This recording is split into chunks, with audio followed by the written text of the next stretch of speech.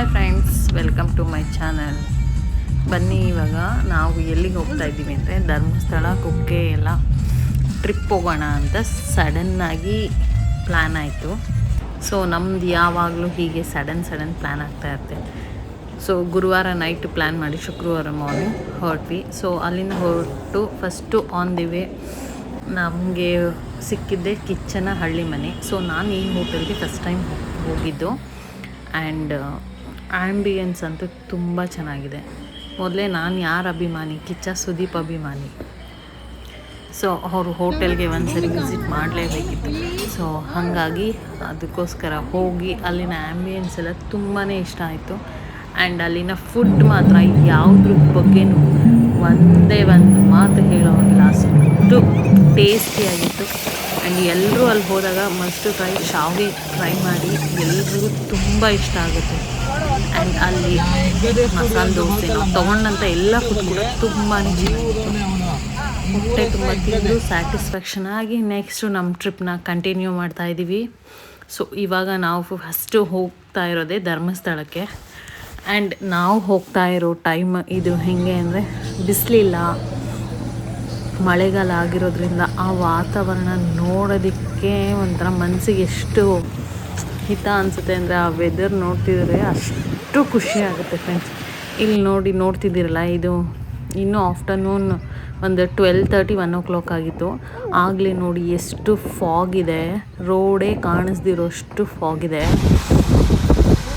ಸಖತ್ತಾಗಿತ್ತು ಮಾತ್ರ ಪ್ಲೇಸ್ ಮಾತ್ರ. ಅಲ್ಲಿ ಕಾಫಿ ಕುಡಿದು ನೆಕ್ಸ್ಟು ನಮ್ಮ ಟ್ರಿಪ್ನ ಕಂಟಿನ್ಯೂ ಮಾಡ್ತಾಯಿದ್ವಿ. ಆ ನೇಚರ್ ಮಧ್ಯೆ ಕಾರಲ್ಲಿ ಮ್ಯೂಸಿಕ್ ಹಾಕ್ಕೊಂಡು ಟ್ರಾವೆಲ್ ಮಾಡೋದೇ ಒಂಥರ ಮಜಾ.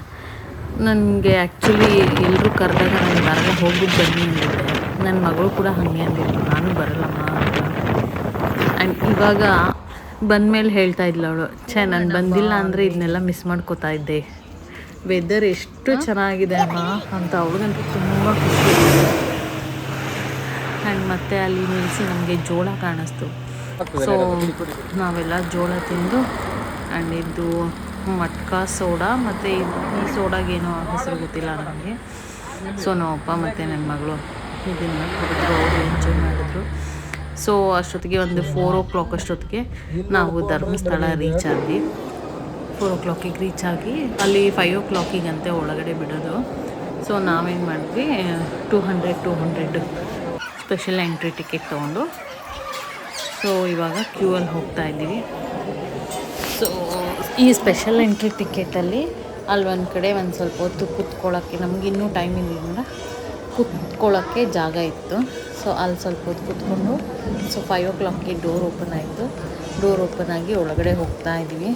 ದೇವಸ್ಥಾನದ ಒಳಗಡೆ ನೀರಿದೆ, ನೋಡ್ತಾ ಇದ್ದೀವಿ, ಮಳೆ ಬಂದು ನೀರಿದೆ.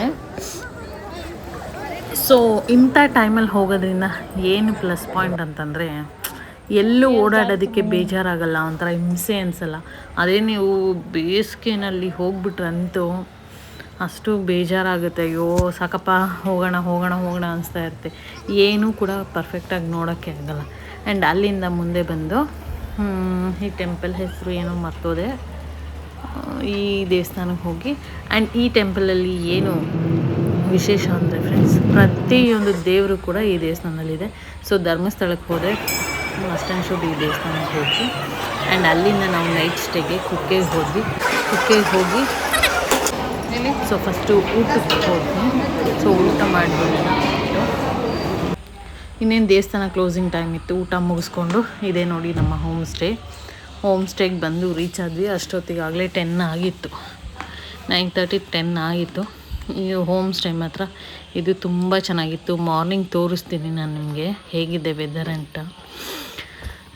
ಸೊ ಆಮೇಲೆ ನೀರು ಖಾಲಿ ಆಗಿತ್ತು. ಒಬ್ಬಳೆ ಬಂದು ನೋಡಿ ಹೇಗಿದೆ, ರೋಡೆಲ್ಲ ಫುಲ್ಲು ಕತ್ಲು ಅಂದರೆ ಕತ್ಲು. ಅಲ್ಲಿ ಗೊತ್ತಲ್ಲ ನಿಮಗೆ, ಜನಸಂಖ್ಯೆ ಯಾರು ಅಷ್ಟು ಓಡಾಡಲ್ಲ. ಈಗಾಗಲೇ ಒಂದು 10:30 ಆಗಿದೆ. ಪುಣ್ಯಕ್ಕೆ ಹೋಮ್ ಸ್ಟೇ ಎದುರುಗಡೆನೇ ಒಂದು ಶಾಪ್ ಓಪನ್ ಇತ್ತು. ಆಪೋಸಿಟಲ್ಲಿ ಸ್ವಲ್ಪ ಮುಂದೆ ಬರಬೇಕು. ಹಿಂಗೆ ಧೈರ್ಯ ಮಾಡಿ ಹೋಗಿ ತಗೊಂಬಂದೆ.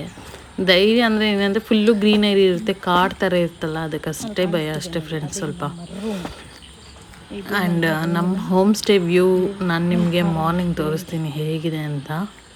ಆ್ಯಂಡ್ ಒಳಗಡೆ ಕೂಡ ಅಷ್ಟೇ ಫೆಸಿಲಿಟಿ ಎಲ್ಲ ಇತ್ತು. ಹಾಟ್ ವಾಟರ್ ಆಗಿರ್ಬೋದು, ಕಾಟು ಬೆಡ್ಶೀಟ್ಸ್ ಎಲ್ಲ ನೀಟ್ ಆ್ಯಂಡ್ ಕ್ಲೀನಾಗಿತ್ತು. ಆ್ಯಂಡ್ ಈ ಹೋಮ್ ಸ್ಟೇಸ್ ಮಾಡ್ಕೊಳ್ಳೋದ್ರಿಂದ ಏನಂದರೆ ನೋಡಿ, ಇದೆ ನಮ್ಮ ರೂಮ್ ವ್ಯೂವು ಎಷ್ಟು ಚೆನ್ನಾಗಿದೆ ನೋಡಿ.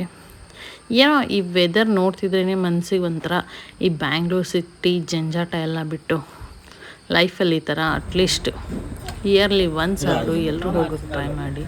ಆ್ಯಂಡ್ ಇವಾಗ ನಾವು ಕುಕ್ಕೆಯಲ್ಲಿ ಮಾರ್ನಿಂಗ್ ಅಲ್ಲಿನ ನಮ್ಮ ರೂಮಿಂದ ಒಂದು 1/2 ಕಿಲೋಮೀಟರ್ ಇತ್ತು.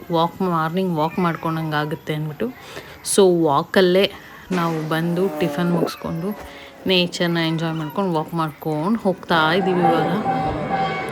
ಸೊ ಹೋಗಿ ಫ್ರೆಶ್ ಅಪ್ ಆಗಿ ನಾವು ನೋಡಿ ಕುಕ್ಕೆ ಟೆಂಪಲ್ಗೆ ಬಂದ್ವಿ.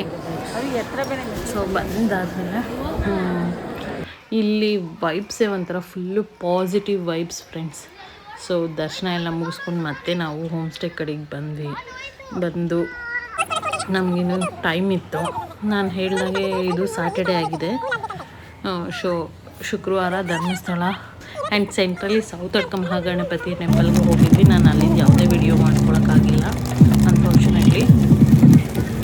ಧರ್ಮಸ್ಥಳ ಸೌತಡ್ಕ ಗಣಪತಿ ಮುಗಿಸ್ಕೊಂಡು ಕುಕ್ಕೆಗೆ ಬಂದು ನೈಟ್ ಸ್ಟೇ ಆಗಿ ಇವಾಗ ಇದೆಲ್ಲ ಮುಗಿಸ್ಕೊಂಡು ಮತ್ತೆ ನಾವು ಇವಾಗ ನೆಕ್ಸ್ಟ್ ಹೊರಡ್ತಾ ಇರ್ತೀವಿ. ಇದು ಅಷ್ಟೇ ಪ್ಲ್ಯಾನ್ ಇಲ್ಲ. ನಾವು ಆ್ಯಕ್ಚುಲಿ ಸಾಟರ್ಡೇ ರಿಟರ್ನ್ ಆಗಬೇಕು ಅನ್ನೋದು ನಮ್ಮ ಪ್ಲ್ಯಾನ್ ಇದ್ದಿದ್ದು. ನಾನು ಬಟ್ಟೆ ತೊಗೊಂಡು ಹೋಗಿದ್ದು ಅಷ್ಟೇ. ಇವಾಗ ಮಕ್ಕಳೆಲ್ಲ ನಾವು ಇಷ್ಟು ದೂರ ಬಂದಿದ್ದೀವಿ. ಮಂಗಳೂರು, ಉಡುಪಿಗೆ ಹೋಗೋಣ, ಬೀಚ್ಗೆ ಹೋಗೋಣ. ತುಂಬ ದಿನ ಆಗಿದೆ ಹೋಗಿ, ತುಂಬ ವರ್ಷಗಳೇ ಆಗಿದೆ. ಹೋಗೋಣ ಅಂತ ಇದು ಮಾಡಿದ್ವಿ. ನನಗೆ ನಾವು ಬಟ್ಟೆ ತಂದಿರಲ್ಲ ಅನ್ನೋದೇ ಯೋಚನೆ. ಸರಿ ಓಕೆ, ಮ್ಯಾಂಗ್ಳೂರ್ ಹೇಗೂ ಸಿಟಿ ಎಲ್ಲ ಅಲ್ಲೇ ಶಾಪ್ ಮಾಡ್ಕೊಳ್ಳೋಣ ಅಂದ್ಬಿಟ್ಟು ಡಿಸೈಡ್ ಮಾಡಿಬಿಟ್ವಿ ಹೋಗ್ಬಿಡೋಣ. ಸೊ ಇವಾಗ ನಾವು ಆಲ್ರೆಡಿ ಮ್ಯಾಂಗ್ಳೂರ್ ರೀಚ್ ಆದ್ವಿ. ಮ್ಯಾಂಗ್ಳೂರಿಂದ ಒಂದು ಹೋಟೆಲ್ಗೆ ಹೋಗಿ ಸೊ ಸಂಜೆ ಆಗಿತ್ತು. ಸಂಜೆ ಆಫ್ಟರ್ನೂನ್ ಒಂದು 4 o'clock ಆಗಿಬಿಟ್ಟಿತ್ತು. ಇದಕ್ಕಿಂತ ಲೇಟ್ ಆಯಿತು. ಸೊ ಹೋಗಿ ಇಲ್ಲೂ ಅಷ್ಟೇ ಒಂದು ಹೈದ್ರಾಬಾದಿ ವೆಜ್ ಫ್ರೈಡ್ ರೈಸು ಮತ್ತು ಫ್ರೈಡ್ ರೈಸು ಗೋಬಿ ಯಾರ್ಯಾರಿಗೆ ಏನೇನು ಬೇಕು ಆರ್ಡ್ರ್ ಮಾಡಿಕೊಂಡು ತಿಂದ್ವಿ. ಫುಡ್ಡು ಮಾತ್ರ ಇಲ್ಲೂ ಅಷ್ಟೇ ತುಂಬಾ ಚೆನ್ನಾಗಿತ್ತು. ಅದನ್ನು ತಿಂದ್ಕೊಂಡು ಇವಾಗ ನೆಕ್ಸ್ಟು ಸೊ ಶಾಪಿಂಗ್ ಹೋಗಬೇಕು. ನನಗೆ ಒಂದು ಕಡೆ ಅಯ್ಯೋ ಮನೆಯಲ್ಲೇ ಎಷ್ಟೊಂದು ಒಳ್ಳೆ ಡ್ರೆಸ್ಗಳನ್ನ ತೆಗೆದಿಟ್ಟಿದ್ನಲ್ಲ, ಹೇಳಿದರೆ ಫಸ್ಟೇ ಪ್ಲ್ಯಾನ್ ಇದ್ದರೆ ಎತ್ಕೊಬರ್ಬೋದಿತ್ತಲ್ಲ ಅಂತ ಯೋಚನೆ ನನಗೆ. ಈಗ ಏನೂ ಮಾಡೋಕ್ಕಾಗಲ್ಲ. ಈಗ ಮಕ್ಕಳು ಹೋಗೋಣ ಅಂತಿದ್ದಾರೆ, ಹೋಗಲೇಬೇಕು ಅಂದ್ಬಿಟ್ಟು ಏನು ಮಾಡಿದ್ವಿ. ಸೊ ಇಲ್ಲೇ ಮ್ಯಾಂಗ್ಳೂರಲ್ಲೇ ಬಂದು ಒಂದು ಮಾಲಲ್ಲಿ ಬಟ್ಟೆ ಎಲ್ಲ ತೊಗೊಂಡ್ವಿ. ಬಟ್ ಹರಿಬರಿನಲ್ಲಿದ್ವಿ. ನಾವಿನ್ನೂ ನೆಕ್ಸ್ಟು ಮಂಗಳೂರಲ್ಲಿ ಒಂದು ಬೀಚೆಲ್ಲ ಹೋಗಿ ಎಲ್ಲ ಆದಮೇಲೆ ಮತ್ತೆ ಇವಾಗ ನಾವು ನೆಕ್ಸ್ಟ್ ಹೋಗ್ತಾ ಇದ್ದೀವಿ ಕೊರಗಜ್ಜನ ಆದಿಸ್ಥಳ ಕುತ್ತಾರ್ಗೆ. ಇಲ್ಲಿಗೂ ಕೂಡ ನಾನು ಫಸ್ಟ್ ಟೈಮ್ ಹೋಗ್ತಾ ಇದ್ದೀನಿ. ಸೊ ನನ್ನ ಮಗಳು ನೋಡ್ತಿದ್ದೀರಲ್ಲ, ಅವ್ರು ಈ ಥರ ವೆದರ್ ಅಂದರೆ ತುಂಬಾ ಇಷ್ಟ. ಅದನ್ನು ತುಂಬ ಚೆನ್ನಾಗಿ ಎಂಜಾಯ್ ಮಾಡಿಕೊಂಡು ಒಂದು ಸ್ವಲ್ಪ ರೀಲ್ ಮಾಡಿಸಿ ಅವ್ರನ್ನು ಈಗ ನಾವು ರೀಚ್ ಆದ್ವಿ. ಕುತ್ತಾರ್ ದೆಕ್ಕಾಡು ಕೊರಗಜ್ಜನ ದೈವಸ್ಥಳ. ಸೊ ಇಲ್ಲಿ ಒಳಗಡೆ ಫೋನೆಲ್ಲ ಅಲೋ ಇರಲಿಲ್ಲ. ಸೊ ಅಲ್ಲಿ ಮುಗಿಸ್ಕೊಂಡು ಅಲ್ಲಿಂದ ಒಂದು 1/2 ಕಿಲೋಮೀಟರ್ ಬಂದರೆ ಈ ಪ್ಲೇಸ್ ಇದೆ. ಇದು ಅಷ್ಟೇ ಕೊರಗಜ್ಜನ ಸ್ಥಳ. ಇಲ್ಲಿ ಫೋನೆಲ್ಲ ಅಲೋ ಇತ್ತು. ಸೊ ಎಲ್ಲ ನೋಡಿಕೊಂಡು ಒಂದು ಪಾಸಿಟಿವ್ ವೈಬ್ಸ್ ಮಾಡ್ತೀವಿ. ನೆಕ್ಸ್ಟ್ ನಾವು ಬಂದಿದ್ದೀವಿ ಬೀಚಿಗೆ. ಇದು ಬಂದು ಮಣ್ಣು ತೂರ್ಕೊಂಡು ಹೋಗುತ್ತಮ್ಮ. ಬೀಚ್ನ ಫಸ್ಟ್ ಟೈಮ್ ಬರ್ತಿರೋದು ಬೀಚಲ್ಲಿ. ಸೊ ಅವಳಿಗೋಸ್ಕರ ನಾನು ಮತ್ತೆ 1 ಡೇ ಎಕ್ಸ್ಟೆಂಡ್ ಮಾಡಿದ್ದು. ಆ್ಯಂಡ್ ಈ ಥರ ಕಲರ್ಫುಲ್ ಕಪ್ಪೆ ಚಿಪ್ಪು ನಾನು ಫಸ್ಟ್ ಟೈಮ್ ನೋಡಿದ್ದು. ಸೊ ಅದನ್ನೆಲ್ಲ ಕಲೆಕ್ಟ್ ಮಾಡಿಕೊಂಡು ಮತ್ತೆ ನಾವು ಇವಾಗ ಮಲ್ಪೆಗೆ ಬಂದು ರೀಚ್ ಆದ್ವಿ. ಮಲ್ಪೆನಲ್ಲಿ ಕೂಡ ಒಂದು ಹೋಮ್ ಸ್ಟೇ ಮಾಡ್ಕೊಂಡಿದ್ವಿ. ಅವ್ರಿಗೆ ಊಟಕ್ಕೆಲ್ಲ ಅರೇಂಜ್ ಮಾಡೋಕ್ಕೆ ಹೇಳಿದ್ವಿ ನಾವು. ಸೊ ಎಲ್ಲ ಅರೇಂಜ್ ಮಾಡಿದ್ರು ಅವರು. ನೈಟ್ ಅಲ್ಲೇ ಕುತ್ಕೊಂಡು ಹೊರಗಡೆ ಊಟ ಮುಗಿಸ್ಕೊಂಡು ಮಾರ್ನಿಂಗ್ ಇಲ್ಲಿ ಹತ್ತಿರದಲ್ಲೇ ಹೋಮ್ ಸ್ಟೇ ಹತ್ತಿರದಲ್ಲೇ ಒಂದು ಪ್ಲೇಸ್ ಇದೆ ಚೆನ್ನಾಗಿದೆ ಅಂದ್ಬಿಟ್ಟು ಹೋದ್ವಿ. ಈ ರೂಟ್ ನೋಡ್ತಾ ಇದ್ದರೆ ಅದು ಅಷ್ಟು ಚೆನ್ನಾಗಿದೆ ಪ್ಲೇಸು. ಆ ವ್ಯೂ. ಇಲ್ಲಿನ ವಿಶೇಷತೆ ಏನು ಅಂತಂದರೆ ನೋಡಿ, ರೈಟ್ ಸೈಡ್ಗೆ ನದಿ, ಲೆಫ್ಟ್ ಸೈಡ್ಗೆ ಸಿ. ಈ ಥರ ನಾನು ನೋಡಿರಲಿಲ್ಲ ಎಲ್ಲೂ. ನಿಮಗಂತೂ ಗೊತ್ತಿದ್ರೆ ಹೇಳಿ. ರೈಟ್ ಸೈಡ್ಗೆ ನದಿ ಇದೆ, ಲೆಫ್ಟ್ ಸೈಡ್ಗೆ ಸಮುದ್ರ ಇದೆ. ಆ್ಯಂಡ್ ಇವಾಗ ನಾವು ನದಿ ಹತ್ರ ಹೋದ್ವಿ. ನೋಡಿ ಇದು ನದಿ, ಇದು ಬಂದು. ಸೊ ಇಲ್ಲಿ ಬಂದು ಅಲ್ಲೇ ಕಾಫಿ ಆರ್ಡರ್ ಮಾಡಿದ್ವಿ. ಈ ಥರ ನೀರಿನ ಮಧ್ಯೆ ನಿಂತ್ಕೊಂಡು ಟೀ ಕುಡ್ಕೊಂಡು ಅದನ್ನು ಎಂಜಾಯ್ ಮಾಡೋದೇ ಬೇರೆ. ಸೊ ನಾನು ಇದಕ್ಕೋಸ್ಕರ ಯೂನಿವರ್ಸ್ಗೆ ಥ್ಯಾಂಕ್ಸ್ ಹೇಳಲೇಬೇಕು. ನನ್ನ ಲೈಫಲ್ಲಿ ಇಷ್ಟೆಲ್ಲ ಖುಷಿ ನೆಮ್ಮದಿನ ಕೊಟ್ಟಿರೋದಕ್ಕೆ ಥ್ಯಾಂಕ್ ಯು ಯೂನಿವರ್ಸ್. ಮತ್ತು ಇದನ್ನೆಲ್ಲ ಮುಗಿಸ್ಕೊಂಡು ನಾವು ಹೋಮ್ ಸ್ಟೇ, ಇದೇ ನಮ್ಮ ಹೋಮ್ ಸ್ಟೇಗೆ ಬಂದು, ಈ ಹೋಮ್ ಸ್ಟೇ ಬಂದು ಪ್ರೈವೇಟ್ ಬೀಚ್ ಇರುವಂಥ ಹೋಮ್ ಸ್ಟೇನ ನಾವು ಮಾಡ್ಕೊಂಡಿದ್ವಿ. ಸೊ ನಮ್ಗೆ ಅದು ಪ್ಲಸ್ ಪಾಯಿಂಟ್ ಏನು ಅಂತಂದರೆ, ನಾವು ಆರಾಮಾಗಿ ಬೀಚ್ ವ್ಯೂನ ಆರಾಮಾಗಿ ನೆಮ್ಮದಿಯಾಗಿ ಕೂತ್ಕೊಂಡು ವ್ಯೂ ಮಾಡ್ಬೋದು. ನೋಡಿ ಇದೆ ನಮ್ಮ ಹೋಮ್ ಸ್ಟೇಯಿಂದ. ನೆಕ್ಸ್ಟ್ ಒಂದು ಸ್ವಲ್ಪ ಸ್ಟೆಪ್ ಇದೆ ಬೀಚ್. ನನ್ನ ಮಗಳು ಬೀಚಲ್ಲೆಲ್ಲ ತುಂಬ ಚೆನ್ನಾಗಿ ಆಟ ಆಡ್ಕೊಂಡು ಟೈಮ್ ಪಾಸ್ ಮಾಡಿದ್ವಿ. ನೀರಿಂದ ಎದ್ದು ಬಾನು ಸಾಕು ಆಟ ಆಡಿದ್ವಿ ಅಂತ ಕರೆದು ಅವ್ರಿಗೆ ತಿನ್ನುತ್ತಾಯಿ ಅಷ್ಟು ಆಟ ಆಡಿ ಮತ್ತೆ ಹೋಗಿ ಫ್ರೆಶಪ್ ಆಗಿ ಒಂದು ಸ್ವಲ್ಪ ಫೋಟೋಸ್ ತೊಗೊಂಡಿರಲಿಲ್ಲ ಇಲ್ಲಿ. ಸೊ ಹಾಗಾಗಿ ಫ್ರೆಶಪ್ ಆಗಿ ಇವಾಗ ಫೋಟೋಸ್ ತೊಗೊಳ್ಳೋಣ ಅಂದ್ಬಿಟ್ಟು ಹೋಗ್ತಾಯಿದ್ದೀವಿ. ಸೊ ಇಲ್ಲೂ ಅಷ್ಟೇ ಈ ವ್ಯೂ ನನಗೊಂಥರ ತುಂಬಾ ಖುಷಿ ಕೊಡ್ತು.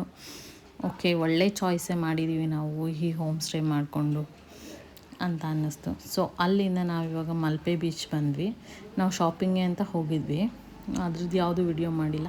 ಅಷ್ಟರಲ್ಲಿ ನಾವು ಅಪ್ಪ ಅಮ್ಮ ತಮ್ಮ ಎಲ್ಲ ಇಲ್ಲಿ ಕೂತಿದ್ರು. ನಾವು ಅಪ್ಪಂಗೆ ಮಸಾಜ್ ಮಾಡಿಸ್ತಾ ಇದ್ದ ನನ್ನ ತಮ್ಮ. ಸೊ ಅವರಿಗೆ ಏಜ್ ಆಗಿದೆ ಅಲ್ಲ ಸ್ವಲ್ಪ, ಸೊ ಮೈಕೈ ನೋವೆಲ್ಲ ಇರುತ್ತೆ ಅಂದ್ಬಿಟ್ಟು ಇಲ್ಲಿ ಈ ಥರ ಇಟ್ಕೊಂಡಿದ್ರು. ಸೊ ಅವ್ರಿಗೆ ಮಸಾಜ್ ಮಾಡಿಸ್ತಾ ಇರ್ಬೇಕಾರೆ ಮಕ್ಕಳೆಲ್ಲ ನೋಡಿ ಮರಳಲ್ಲಿ ಆಟ ಆಡ್ತಾ ಇದ್ದಾರೆ. ಸೊ ಇಲ್ಲಿಗೆ ಬಂದು ನಾವು ಮೀನು ಊಟ ಮಾಡಿಲ್ಲ ಅಂದರೆ ಹೇಗೆ ನಮ್ಮ ಟ್ರಿಪ್ ಕಂಪ್ಲೀಟ್ ಆಗೋದು? ಸೊ ಹಾಗಾಗಿ ಒಂದೊಳ್ಳೆ ಮೀನು ಊಟ ತಿನ್ನಲೇಬೇಕು ಅಂದ್ಬಿಟ್ಟು ಸೊ ನಾವಿವಾಗ ಒಂದು ಹೋಟೆಲಿಗೆ ಬಂದು so bangde fish fry, pomfret fish fry and ಇಲ್ಲಿನ traditional food boiled rice with fish curry and neer dosa and ಇದು ಬಂದು ಸ್ವೀಟ್ ಗೀ ರೋಸ್ಟ್. ಇದು ನಾನು ಯಾವತ್ತೂ ಟೇಸ್ಟ್ ಮಾಡಿಲ್ಲ, ಫಸ್ಟ್ ಟೈಮ್ ತಿನ್ನಬೇಕು ಅಂತ ಆಸೆ ಇತ್ತು. ಓಕೆ, ಇವತ್ತು ಟ್ರೈ ಮಾಡೇ ಬಿಡೋಣ ಅಂದ್ಬಿಟ್ಟು ತೊಗೊಂಡ್ವಿ. ನನ್ನ ತಮ್ಮ ಹೇಳ್ಕೊಟ್ಟ, ಇದನ್ನು ಹೆಂಗೆ ತಿನ್ನಬೇಕು ಅಂತಲೂ ನನಗೆ ಗೊತ್ತಿಲ್ಲ. ಸೊ ಓಕೆ ತಿಂದ್ವಿ. ಫಸ್ಟ್ ಟೈಮ್ ಆದ್ರಿಂದ ಏನೋ ಒಂಥರ ಅನ್ನಿಸ್ತು. ಸೊ ನನಗೇನು ಅಂತ ಹೇಳ್ಕೊಳ್ಳೋ ಅಷ್ಟು ಇಷ್ಟ ಆಗಿಲ್ಲ, ಯಾವಾಗೂ ತಿನ್ನೋರಿಗೆ ಇಷ್ಟ ಆಗ್ಬೋದೇನೋ. ಆ್ಯಂಡ್ ನನ್ನ ಮಗಳು ಕೂಡ ಫಸ್ಟ್ ಟೈಮ್, ಅವಳಿಗೂ ಅದ್ರ ಟೇಸ್ಟ್ ಅಷ್ಟೊಂದೆಲ್ಲ ಇಷ್ಟ ಆಗಿಲ್ಲ. ನಿಮಗೆ ಅವಳ ಎಕ್ಸ್ಪ್ರೆಷನಲ್ಲೇ ಗೊತ್ತಾಗ್ತಿದೆ ಅನಿಸುತ್ತೆ. ಅವಳಿಗೂ ಲೈಕ್ ಆಗಿಲ್ಲ. ಸೊ ಅಲ್ಲಿಂದ ಮಂಗಳೂರು ಹಾರ್ಬರ್ ನೋಡೋಣ ಅಂದ್ಬಿಟ್ಟು ಹಾರ್ಬರ್ಗೆ ಬಂದ್ವಿ. ಸೊ ಹಾರ್ಬರ್ ಎಲ್ಲ ನೋಡಿಕೊಂಡು ನೆಕ್ಸ್ಟು ಇವಾಗ ನನ್ನ ಮಗಳು ಕೇಳಿದೆ, ನಿಮ್ಮ ಆಸೆ ಎಲ್ಲ ಫುಲ್ಫಿಲ್ ಆಯಿತಾ ಅಂತ ಕೇಳಿದೆ. ಹ್ಞೂ ಅಂತ ಹೇಳಲ್ಲು. ಸೊ ಫೈನಲಿ ನಮಗೇನು ಬೇಕಾಗಿರೋದು ಮಕ್ಕಳು ಖುಷಿನೇ ನಮ್ಮ ಖುಷಿ ಅಲ್ವಾ. ಆ್ಯಂಡ್ ನೆಕ್ಸ್ಟ್ ಇವಾಗ ಸಂಡೇ ನಾವಿವಾಗ ಬ್ಯಾಂಗ್ಳೂರು ರೀಚ್ ಆಗ್ತಾ ಇದ್ದೀವಿ. So thank you for watching my video friends. Please ಯಾರೆಲ್ಲ ಸಬ್ಸ್ಕ್ರೈಬ್ ಮಾಡ್ದಿರಾ ನೋಡ್ತಾ ಇದ್ದೀರಾ, ಸಬ್ಸ್ಕ್ರೈಬ್ ಮಾಡಿ, ಸಪೋರ್ಟ್ ಮಾಡಿ. Thank you.